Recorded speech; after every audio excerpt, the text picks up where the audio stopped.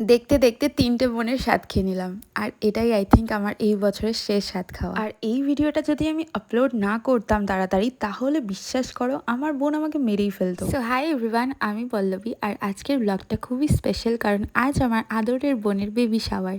আর আমার এই ছোট্ট বোনটা নিজে হাতে এই ছবিটা এঁকেছে, জাস্ট দেখো। আর এটাই সব থেকে বেস্ট গিফট ছিল।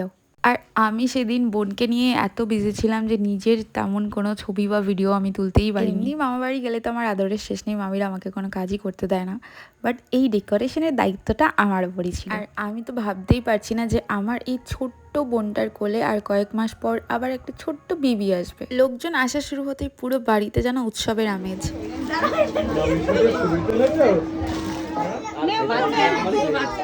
ভাতের মধ্যে সবকিছু নিয়ে নাও না, আঙুল দিয়ে নাও, যাতে মেয়েকে ফেলতে পারি যতটা করে আগে নিও। পার্টি সবটা ও খাবে না।